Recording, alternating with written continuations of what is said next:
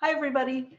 I'm Diane Stair-Fenner, and I want to welcome you to our webinar today. I'm just popping in to say hi for a little bit by video, and then I'll turn my video off.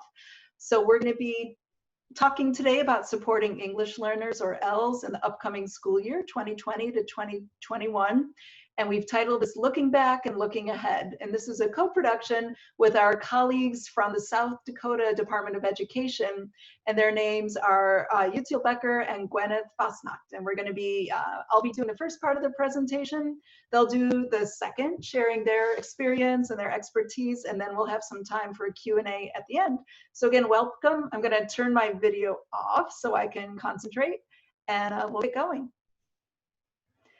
So here I am on a very good day. You just saw the real me. I'm Diane Stair-Fenner. I'm the president of Support Ed, and a lot of us are friends on Twitter already, but if we're not, you can connect with me at dstairfenner.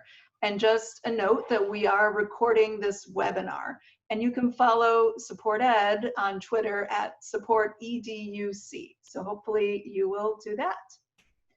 And I'd also like to introduce our second set of facilitators, our colleague Untitled Becker. She's the South Dakota Department of Education Title III/WIDA Assessment Coordinator, and this is her Twitter handle.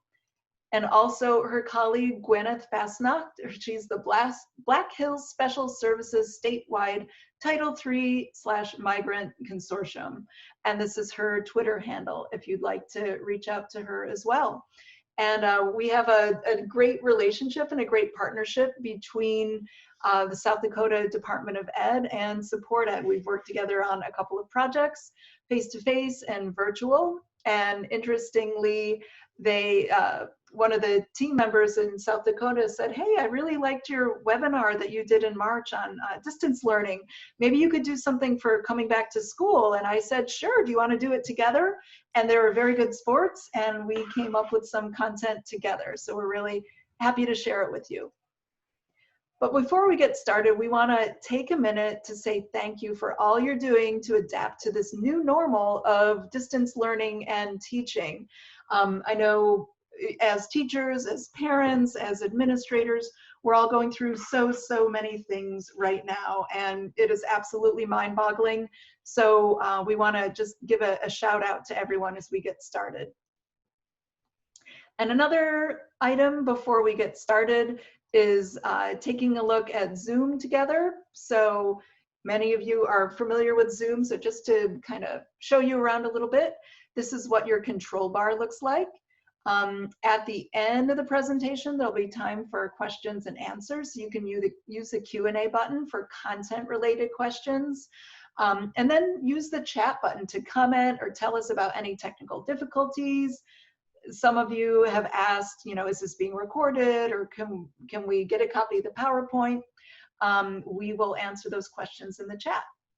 And about the chat, the default setting for the chat is all panelists, but go ahead and set your chat to panelists and attendees so everyone can see your messages and you can share resources with each other. And then any messages in the chat that start and end with 3 asterisks come from the Support Ed team. So we'll be sharing some links, give you technical support. So be just on the lookout for any of those types of messages.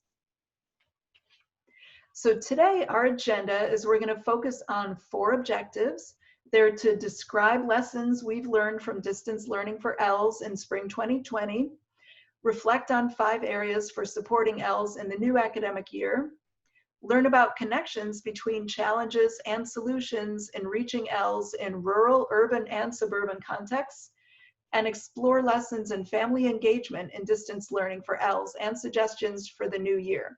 And like I mentioned, we'll have a Q&A at the end. And also, again, we're recording this webinar, so we will share the replay with you next week. We like at Support Ed, we love to share free resources. So we've made a Padlet for you to share all of our resources that we're mentioning today. And the URL for that is bit.ly/lookaheadpadlet. And it is case sensitive, so make sure you get the capital L, capital A, and capital P. And anytime you see this little origami crane at the bottom right-hand corner of your screen, it means a resource we're sharing is on the Padlet as well.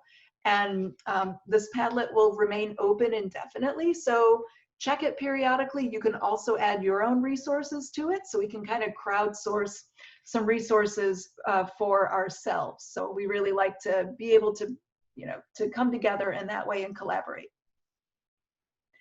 So we're going to get started by thinking about what were some lessons learned from distance learning for ELS in the spring. We learned a lot, right? So in the chat, I'd like you to think about one lesson that you learned, something you learned during distance learning in spring 2020 in your role as a teacher, for ELS, for administrators, maybe as a parent or a caregiver. Just in the chat, what's one thing you learned during this experience?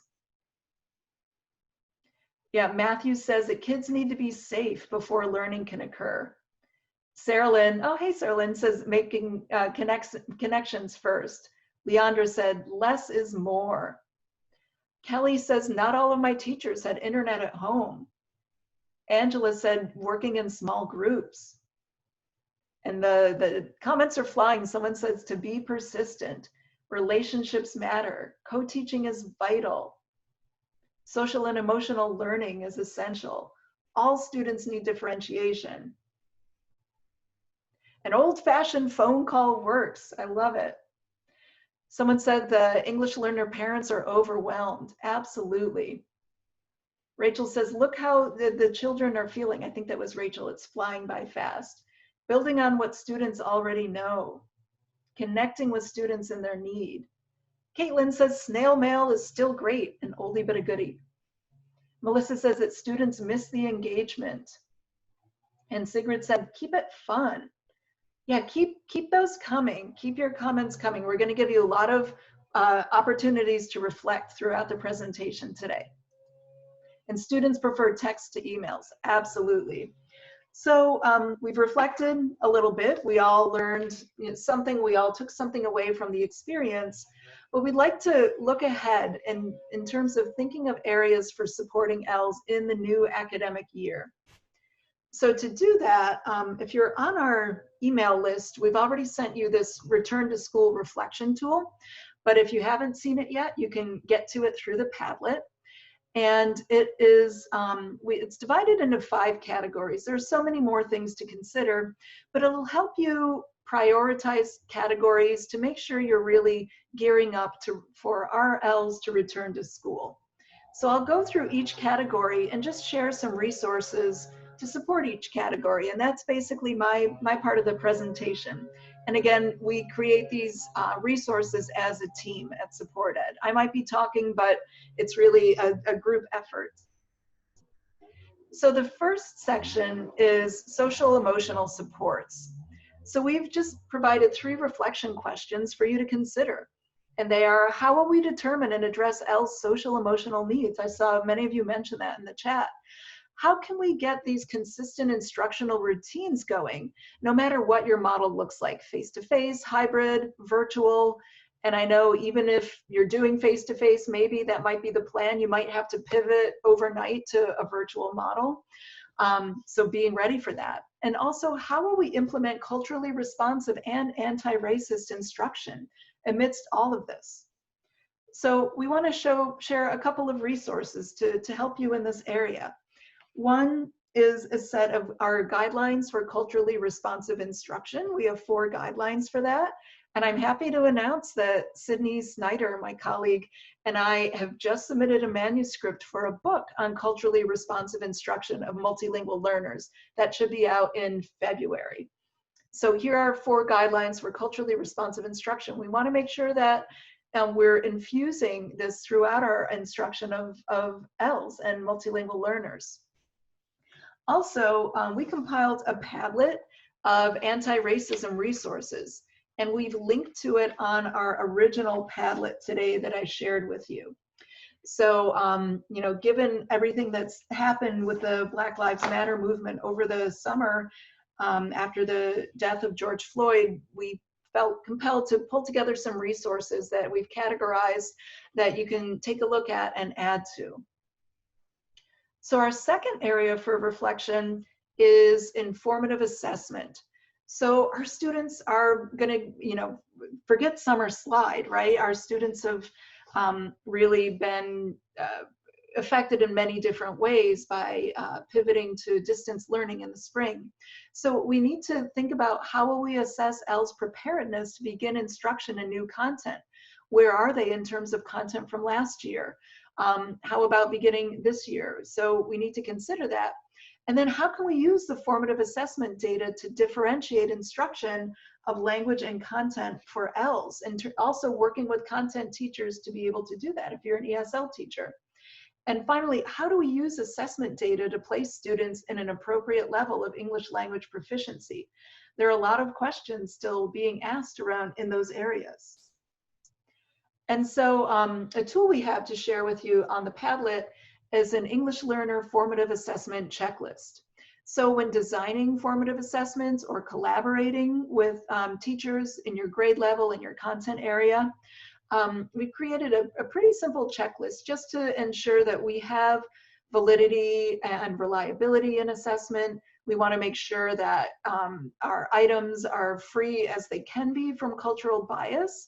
So taking all of these elements into consideration. And Olivia says that she loves these checklists. Yeah, we love them too. So that's why we're happy to share them with you. We encourage you to take them and share them with colleagues and use them, please. The next area in terms of our criteria for returning to school is reflecting on scaffolding instruction. So how will we provide instructional scaffolds? So we're looking at scaffolds divided into the three areas that WIDA outlines. So instructional scaffolds, such as modeling, repeating language, clear directions. And if you're in a virtual or distance learning environment, how do you do this? How do you provide those instructional scaffolds? And also, how can you provide materials that are scaffold for ELLs, like graphic organizers, sentence stems, home language support, no matter what model you're using. And also the grouping piece is really critical right now. So how will you intentionally group ELLs to support their engagement? Are they going to be doing pair work, home language groups? And how will this look depending on what your environment looks like?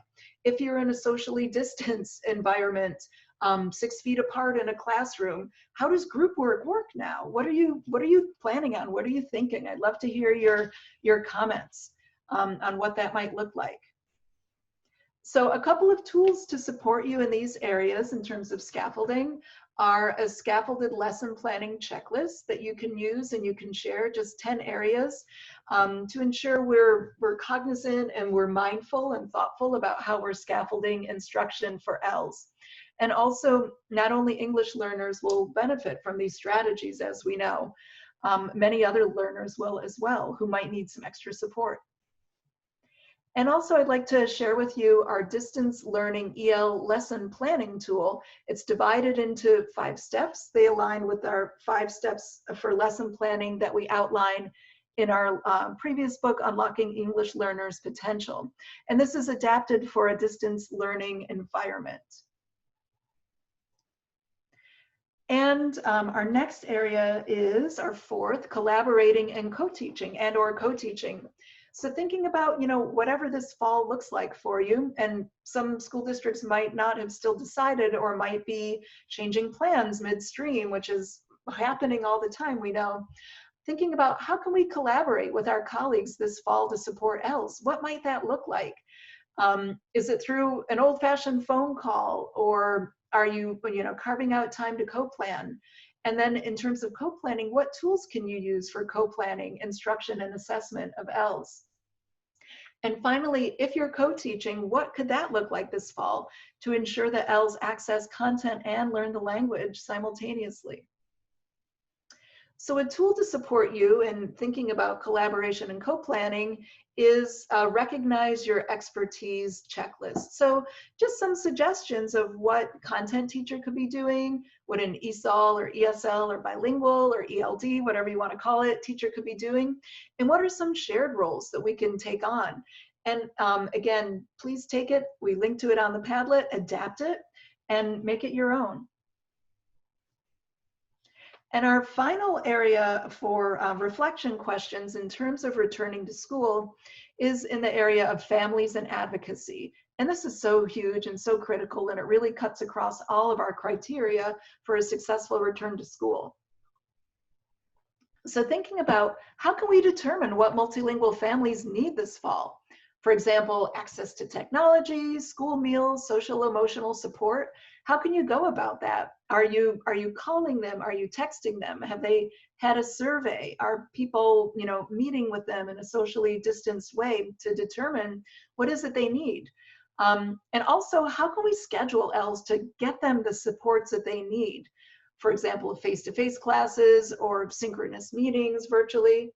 And finally, you all know that I'm a big proponent of advocacy for English learners. How can we advocate for additional supports they might need? For example, translated materials, any additional technology they might need, interpreters. So how can we do this?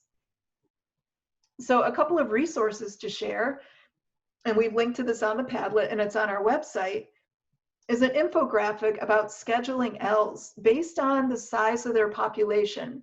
So this was for with a face-to-face environment in mind, but you can also be thinking of how do you schedule ELs if you're doing a hybrid approach to instruction or a 100% virtual approach. So I'd encourage you to take a look at this and think about, what model are you going to use this year? And the final area, the final support is a 5-step EL advocacy framework that we've adapted from the National Education Association. And so, we all want to advocate, but we have to prioritize what we're going to do. So these 5 steps help you narrow down your focus and walk you through how you can be practical and advocate for ELs, especially right now during these kind of tumultuous times in this new normal. So there are 5 steps to isolate whatever issue might be the most prominent, to focus on that one, figure out who your allies are and help develop them. Also be clear on the rights of ELs and also the research. So it's not just you advocating for something, but you're backed up by laws, by policies, by research. And then identifying your outlets for change. Where do you want to change to happen? At the classroom level, the district level, the school level. And finally, bringing together, organizing and educating others and widening your sphere of influence is really critical. So I've just shared these 5 areas with you. I'm going to open up a poll. Hopefully it'll work because we have over 400 people here. And let me launch it. So for you to share what area to support ELs as they return to school, which one are you most interested in this year? What spoke to you the most? So of the 5 areas, social emotional support, formative assessment, scaffolding instruction, collaboration and co-teaching, or families and advocacy. And I'll leave that open for a little bit until we get at least half of you voting. So we've got more than half now. So I see numbers coming in, and if you're not able to vote for some reason, you can enter it in the chat. I see some of you are doing that.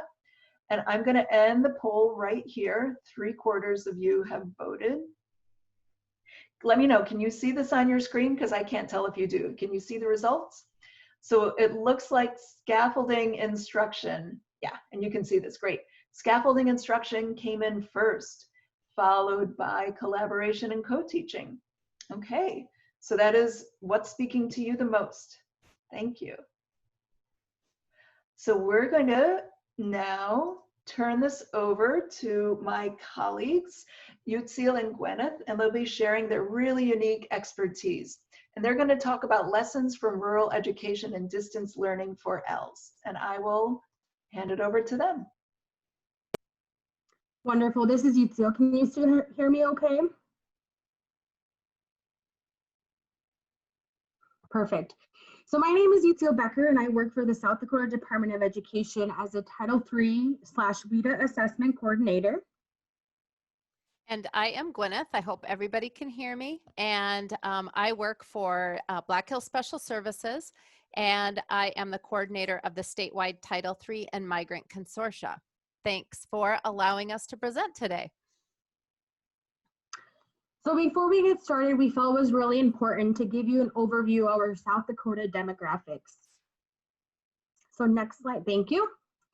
Our total K-12 population is 134,993 students, and we have just a little over 6,000 English learners.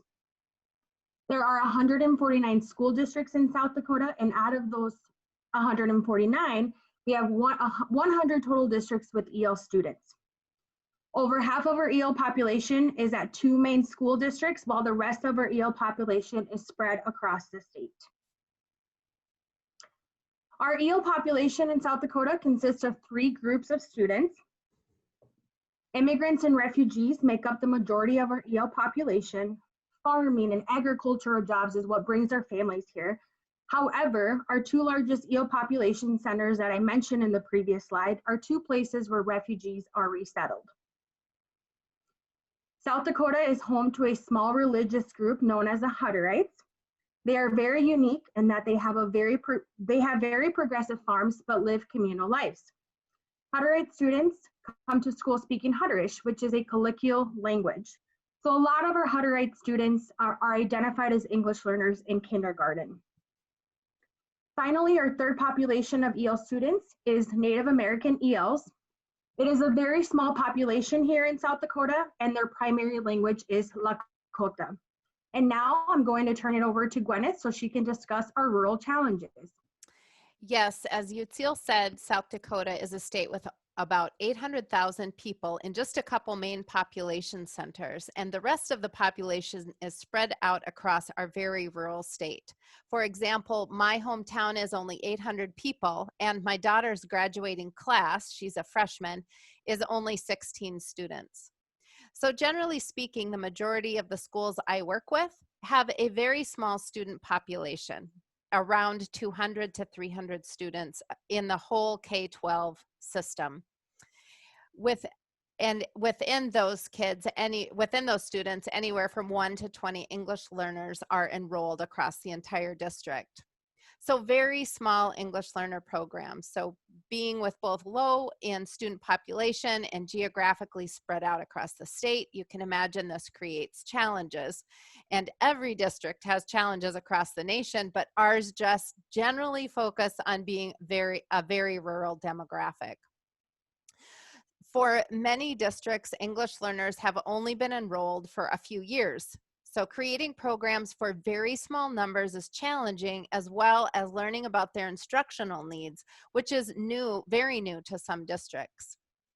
South Dakota has actually really good internet access, but there are some areas of the state that are just less than ideal for connection ability. And then some families in these areas have chosen not to have internet services at home or do not have devices above a cell phone. Another challenge is with English learners and their families being so new to some areas in our state and very low in numbers, translation and interpretation services can be a challenge. There can be a really heavy reliance on Google Translate and such programs. And now small schools are really becoming much more familiar with services such as Language Line and Transact and companies such as this for official documents and more reliable interpretation and translation services. Small towns sometimes also have limited access to community resources that might be helpful to English learner families. For example, not all towns have healthcare facilities or food pantries or other supportive programs. For some families, finding such resources can really be a challenge. As you may know also, South Dakota is a very low teacher pay state. And yes, the cost of living here is quite low, but low teacher pay often is representative of overall school funding. In very, excuse me, in very small schools with low populations, it's often difficult to fully fund complete programs and electives and other such opportunities for our students. For example, where one large district may have a challenge that the orchestra doesn't have enough practice rooms, a small rural district may not be able to find a high school math teacher. Personally, we experienced this when my son was a senior in high school. Our district simply could not find a high school English teacher. And so for that year, my son's senior English class was via an online platform. And finally, another consideration is teacher retention.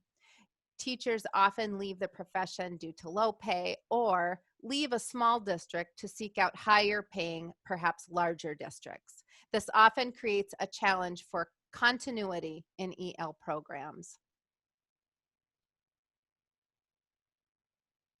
Utsil, you want to tell us about I think we have our map. There it is. Yes.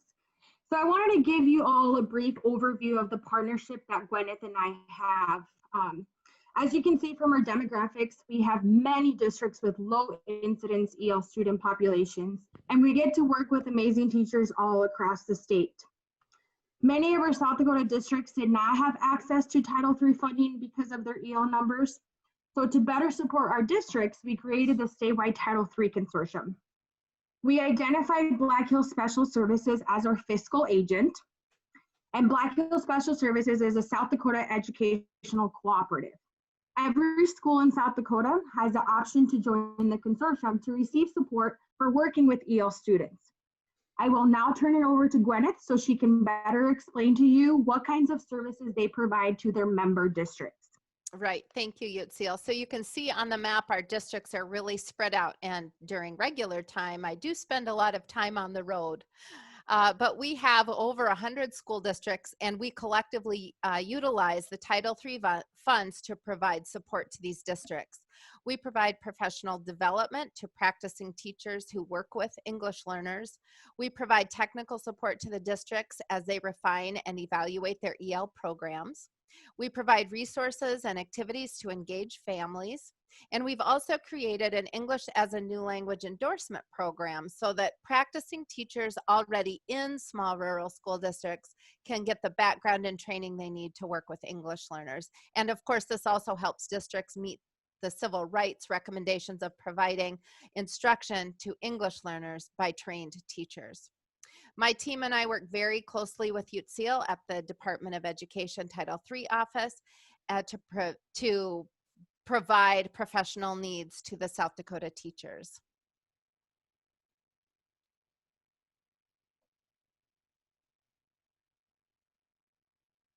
Are you there, Yui? Yeah, sorry, it cut out. I'm here. Okay. So now that we have, yes, sorry about that. So now that we have shared a little background on our context, we wanted to also explain how we work together to help support our teachers who work with English learners during distance teaching and learning. The schools in South Dakota got word on Friday, March 13th, like many around the country, that schools would close for the next few days for cleaning, as few cases had popped up around the state. That quickly turned into a week off and then developed into distance teaching for the foreseeable future. I'm sure you can all agree and can relate to us. Gwyneth and I acted quickly and started scheduling weekly EL teacher Zoom check-ins. We met weekly on Thursdays at 9 a.m. and 3 p.m. Initially, we thought we weren't going to get many teachers, but we were surprised to find out that they were well attended. The goal of our teacher check-ins was for teachers to share ideas and to create a place for networking and support. And now I'm going to turn it back to Gwyneth. So as our distance teaching semester continued, our weekly Zoom meetings for ESL teachers continued with great attendance. We were really surprised. And at first we were all grasping at straws. You can go forward one slide if you would like to.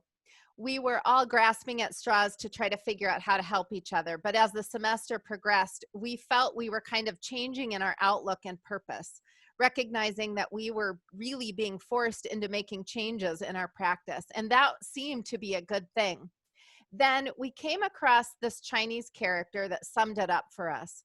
This character loosely means crisis. Literally, the word is danger. The two characters are danger and I'm sorry, literally the word is danger at a point of juncture, but it has come to kind of represent this idea of crisis, with the two characters being danger and opportunity.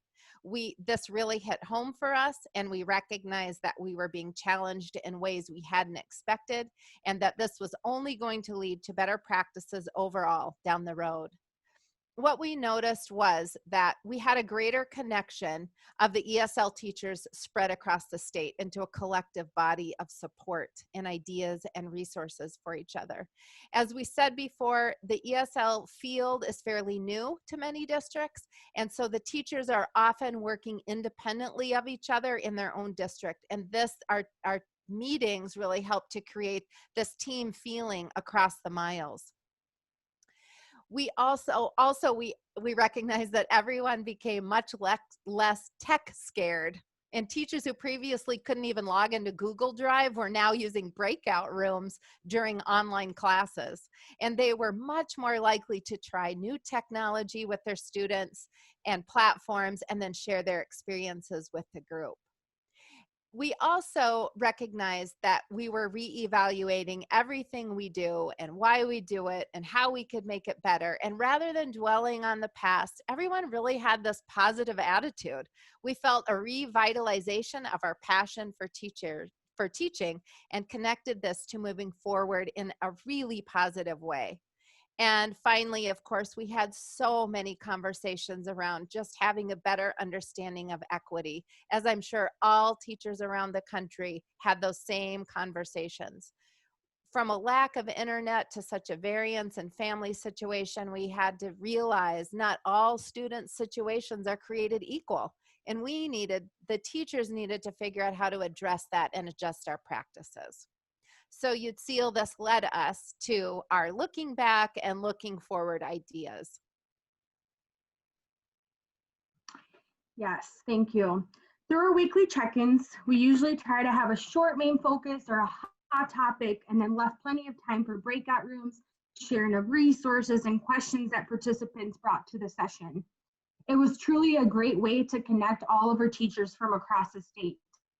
The information today is a collective voice from the amazing and resourceful South Dakota EL teachers who participated in our weekly check-ins. These are truly our aha moments, our rising from the ashes, our new opportunities in the face of crisis. And those key areas include empower families, boost communication, ensure consistency, adjust English language instruction, and strengthen collaboration. On each slide, we will share some of our biggest takeaways from this whole distance teaching in rural schools experience. We are only the voice of our collective EL teachers group, who are absolutely amazing, creative, and tireless. I believe there's some of them on here today, so shout out to all teachers, but hello, South Dakota teachers. We are fairly confident that each of you on the webinar have experienced just as many ahas as we have, but in our unique, very rural setting, this is what struck a chord for our teachers. Next slide, please. Our first component is the need to empower families. During our EL teacher check-ins, teachers expressed concerns around their EL families' limitations around internet access, lack of devices, as well as issues with communication. We know this was not just a South Dakota challenge. I think we can all agree this happened all over our country. We have identified the components found in this slide as ways to help empower families as we move forward. The first one is around providing a bring your own device night for families.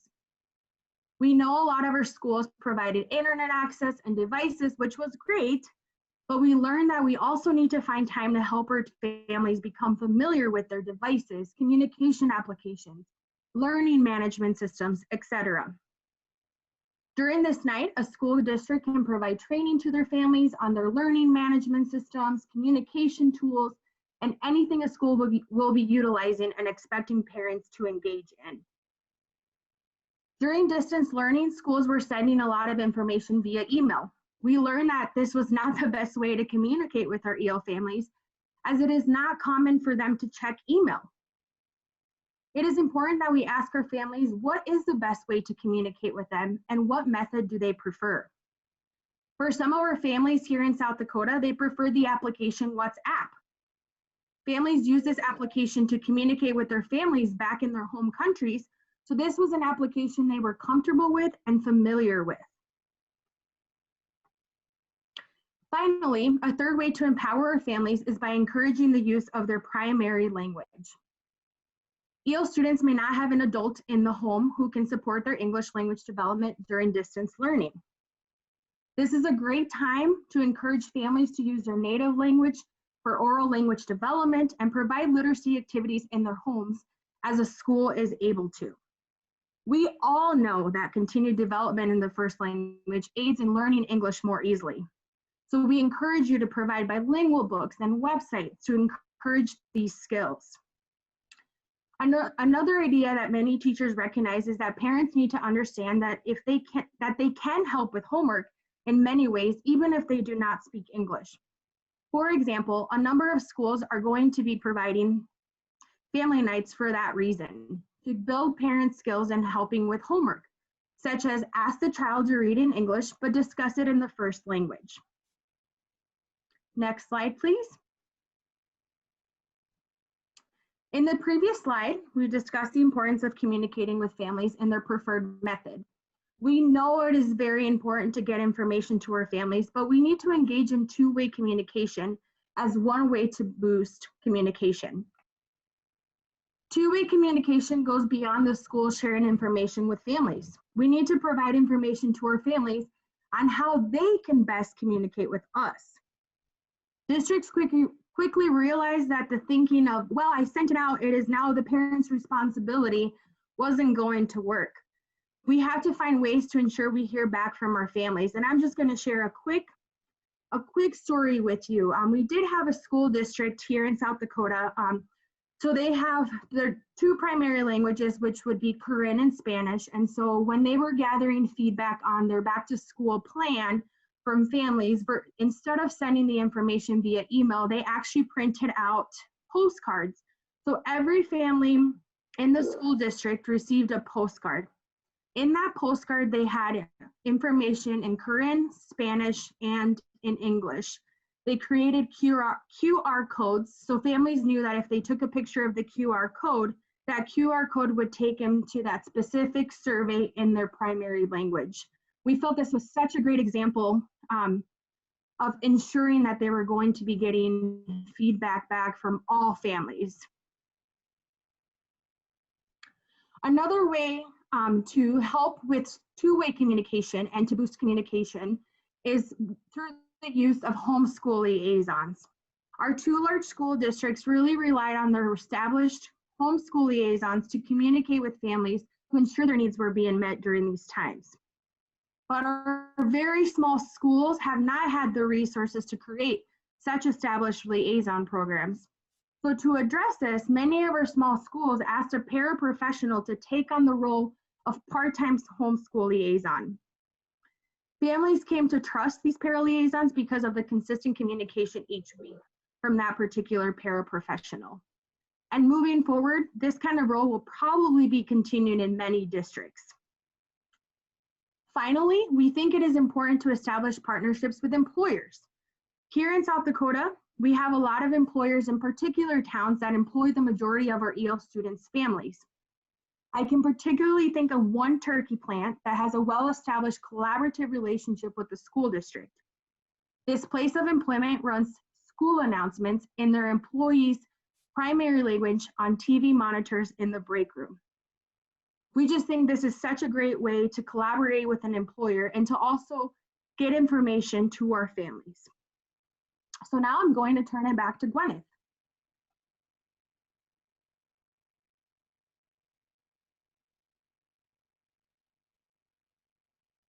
So our next topic is to ensure consistency. Another aspect of distance teaching and learning came from our conversations that was initially many teachers were looking for guidance and direction from administrators to get started. But with the urgency and immediateness of the move to distance learning, many administrators were cautious to give too many parameters, thinking teachers would want the freedom to meet the needs of their students based on their current face-to-face practices.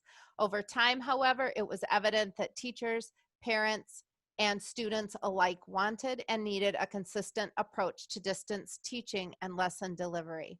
So some themes began to arise. The first, schools would benefit from using a consistent platform, whether it was one platform for the whole school or one for elementary, one for middle high school, but pick one, teach kids how to use it from day one, and don't waver from it. Have parents into the school to learn how to navigate it if needed, and have some videos recorded and sent to them so they can view them on their phone or computer, but not everyone has a computer. Secondly, instructional delivery and lesson design is key. Teachers found it really useful for their district to create a kind of lesson template that could be utilized across all grades and content areas, so that the students would see what the students would see when they opened up for class activities would be fairly similar depending on any of the classes that they were looking at. This enabled teachers who taught multiple preps to have similar approaches no matter their course. And this was also important to families and students. So with little revision for different grades or topics, when students opened the lesson, it would have the same basic format. And this really helped support parents too, who were working so hard at home to support their online learners. So the recommendations included a short introduction with objectives posted, have a content section telling kids what they're going to learn, have a resource section so kids know where to get the stuff they need to learn from, and then how will they be assessed. We recognize that less is more, and I saw somebody post that in the chat earlier. We also really encourage, like, no busy work has no place, and we really need to make learning meaningful with higher order thinking activities to engage students, so not only relying on low-level recall assignments. Scheduling too was kind of all over the place, but the recommendations now are that when that classes keep a consistent schedule. If math face-to-face is at 9 a.m., it will be on distance teaching as well. And then we need to keep that consistent and stick to it. And sessions can be recorded and posted or shared for those who need it. Grading, of course, was a really hot topic. And while this is a local decision, we must remember to grade the learning and not the circumstances. Many students during district teaching during distance learning must take on other roles in their families, such as caring for younger siblings or working extra shifts at the local employer. Maybe families have internet, but only one device. We can't hold that against them in regard to grading. We will also communicate our grading policy for distance teaching to parents, even if it remains unchanged. It is important to get the information out to families so all are clear on expectations. And moving on, another recommendation came about English language development teaching. We also realized that we were going to need to adjust our ELD instruction from face-to-face to online. First and foremost, we recognized that perhaps one of the most important roles of an ESL teacher plays, besides offering ELD instruction, is establishing a strong and trusting link and connection between the school and EL families.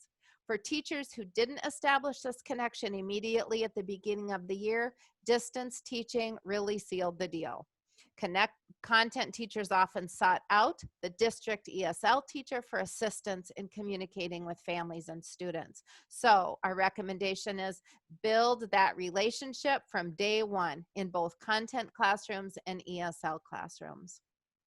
We also recognize that distance teaching would force us to examine the ways in which we instructed our beginning EL students at WIDA levels 1 and 2, and our students who were at WIDA levels 3 and 4. For students who were in beginning of language development, content teachers often deferred to the ESL teacher for instruction. And for students who were at levels 3 and 4, the content took a front seat and the ESL teacher assisted. For example, one teacher Zoomed each week with her level 1s and 2s, and they did speaking exercises that she could share on her screen. They tried to focus on the grammar, scope, and sequence that their ELD book provided, and so focused mostly on oral speaking and listening activities, but then incorporated content and topics. This same teacher Zoomed with her students at level 3 and 4 once a week too, or individually or in small groups. But this time the focus was on supporting the content homework from a linguistic perspective and relied heavily on supporting the reading and writing domains. Each teacher worked with both language development and content topics, but just approached it a little bit differently depending on the language proficiency. Another takeaway was about teaching resources. A lot of our ESL teachers have only recently purchased ELD curriculum and resources as resources for their districts, as their programs are so new. So with any new curriculum, it takes a long time to really get your head around all the resources that are there in that curriculum resource. And so as the distance teaching went on, teachers dug deeper into how this resource or curricular material might help them, and realized they really did have fairly good online versions.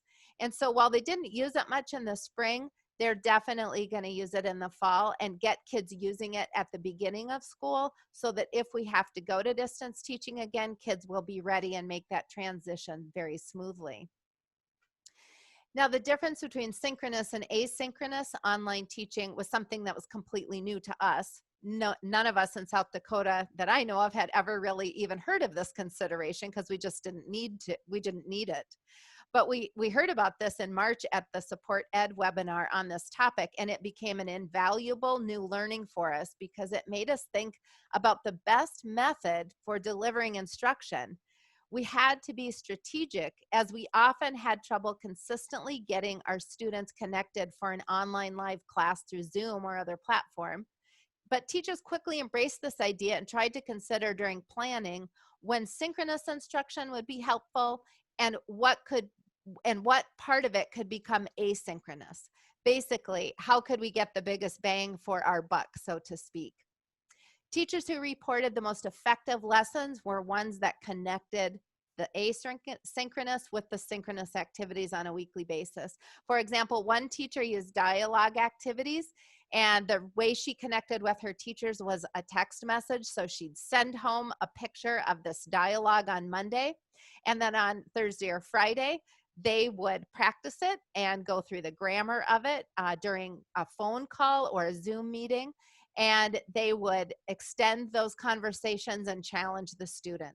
So this combination of synchronous and asynchronous really helped teachers create balanced lessons. And lastly, an unforeseen issue that we didn't really think about initially either was the practice in all 4 domains. How could we provide both reading and writing and listening and speaking? Reading and writing, it's kind of difficult to give immediate feedback. We could speak and listen, but the best way for this was Zoom meetings and other platforms, which were sometimes problematic for our students. Such reasons as sleeping late, working double shifts, one device for multiple children. There are so many reasons why kids can't log on at a specific time. But finally, we found a wonderful tool prepared by the Lit Soul Sisters website, and this is linked to our Padlet. But it was a Google Slide Hyperdoc that enabled teachers to link one tech tool in each of 4 quadrants on the Google slide. It's with a common content topic, for like plant life cycle or something. And then the speaking activity to Flipgrid would be linked there, and a reading activity for an article at Newsella would be there, and so forth. So this really helped teachers think about, what content do I want kids to learn, and how can I provide that practice in each of those domains. So moving forward, we also really talked about collaboration. And collaboration, of course, like everywhere else, is a buzzword in South Dakota. And we are just beginning in our smaller districts to kind of figure out how to implement that and make it work. For all teachers, collaboration with others is difficult due to time constraints and schedules that don't line up. But we realize now through this immediacy of this jump to distance teaching that collaboration is something we can no longer live without. We have to make it work. So the first idea is that through our Zoom meetings, ESL teachers often felt quite isolated, as we had mentioned before. And through these weekly meetings, we were really able to create a community of ESL teachers. We need each other. We need to talk about our craft. And when we are the only one in our district, that is very difficult. So having this group of ESL teachers meeting each week was just so engaging and so inspiring.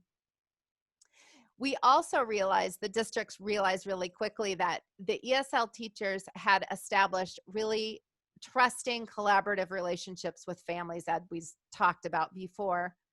But the ESL teachers really became relied on to share announcements, policies, and resources to EL families on behalf of their administrators, and sometimes on content and classroom teachers too.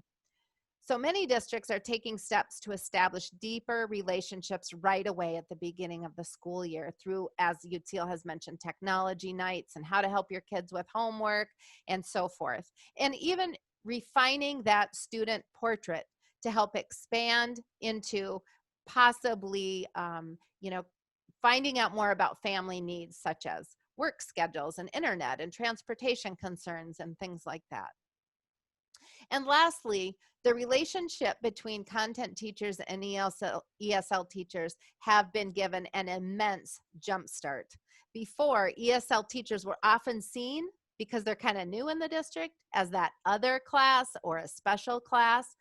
And before, content teachers would maybe just inform ESL teachers of the assignments and content topics, like, here's the homework you can help him with, kind of approach. But now content and ESL teachers alike are much more willing to have co-planning conversations. We've been able to move past this pull-out only mentality and move into a wonderful approach of supporting ELs as a team. Ideas have been floating around for things such as open house. After school, one day each week, teachers can drop into the ESL teachers' classroom for ideas and teaming. Another idea is 10 minutes of a staff meeting where teachers can share out with each other, not just the ESL teacher, but content teachers as well, like what's working in their classroom. But above all, we see each other as partners. We see twice as many possibilities for helping students succeed. And lastly, we have a picture of our Padlet. And just to share on our Padlet, when we started our Zoom meetings, everybody was just sort of like throwing out ideas, and we had to very quickly organize all the resources people were sharing. And so way over on the right is our very first meeting. And as you work from right to left, if you have time to look through our Padlet, you're really going to see how our thinking changed and our questions and resources really became much more deeper. Rather than just shooting out online games and weekly Padlet resources, we really got to thinking about, okay, how are you collaborating with your content teachers? Okay, how are you reaching those families you still haven't been able to talk to? So our Padlet is linked to Diane's Padlet, and we hope you find this a really good resource. And I think we have a poll right now.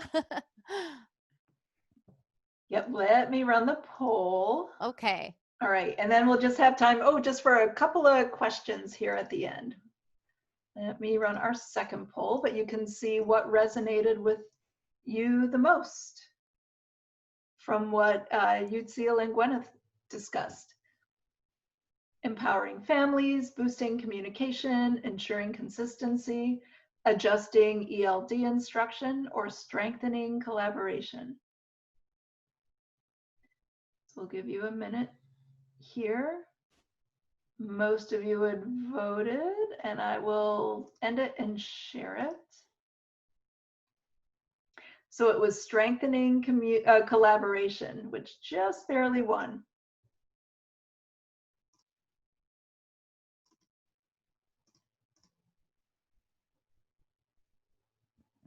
So on the slide, you can just see our contact information. We'd be more than happy to hear from you. And we hope our rural experience, while is unique to our ruralness, I'm sure you can relate to all of these concerns that we had in all of your districts too, because I know you're not all from rural districts, but it's been really a pleasure visiting with you today and learning from you in the chat. So thank you.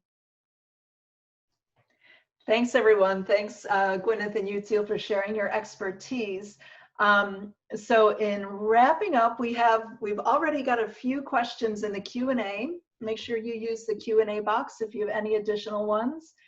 And we'll go ahead and I will ask them, and my colleagues from South Dakota can respond. One question is, how often do your rural teachers meet with their students per week? That is a really great question, and it really depends on administrative support and resources available to the school. So they look at who they've got to work with their English learners and what does that teacher's schedule already look like, and then they try to work it in as best they can. More and more of our middle school and high schools are actually making, a scheduled ESL class. That has not always been historically possible, but over the past couple of years, that has really gotten put into place. And then in the elementary, I think most ESL teachers try to meet with their kids daily. Of course, it depends on language proficiency and, again, opportunity. Great. We'll just maybe have time for one or two more. The question is, do you meet with all the students or do you meet with small groups? I think all the students together.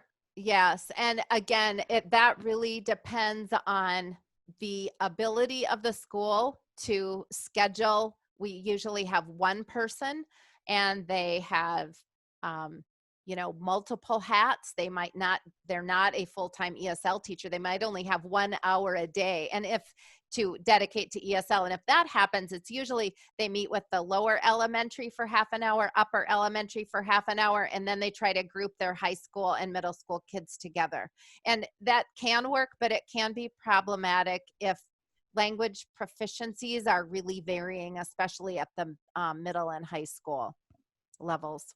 Great, thank you. And the last one that we're going to have time for, and if you didn't get your question answered, please feel free to contact our colleagues at South Dakota directly.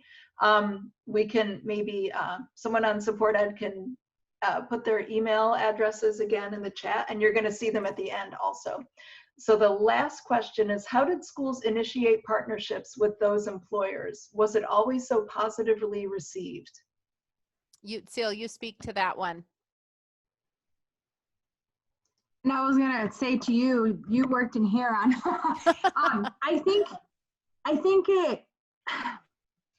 this one particular employer that I can think of, I think was very incredibly welcoming and to the conversation and was very involved with the school district.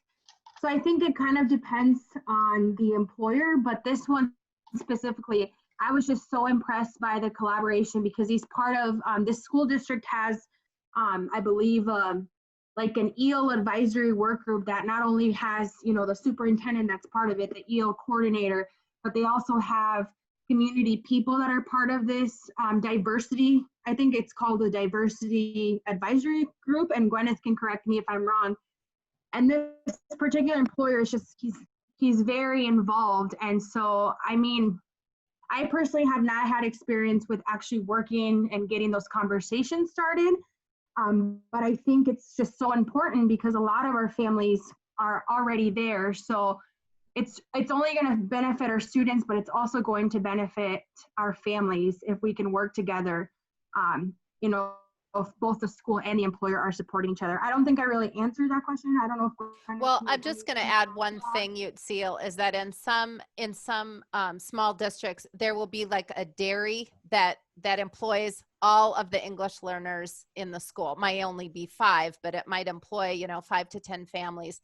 And in those districts, teachers and an administrator, an ESL teacher and administrator from the school have actually gone to the dairy and talked with the manager of the dairy. They just reach out and try to establish that positive relationship because it benefits everybody, as Yutzil mentioned. Great. Thank you so much for your responses. As we get wrapped up today, we want to share that if you like this session, we offer at Support Ed many different formats for online professional development. You can get in touch with us at courses@getsupported.net or visit us online.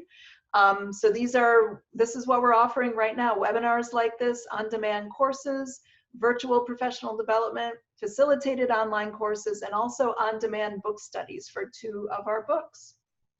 And finally, we just like to all say thank you for your participation today. We had a great group, a lot of wonderful comments on the chat. Again, if you didn't have your questions answered, please go ahead and reach out to us individually, and we're happy to share whatever we can to support you.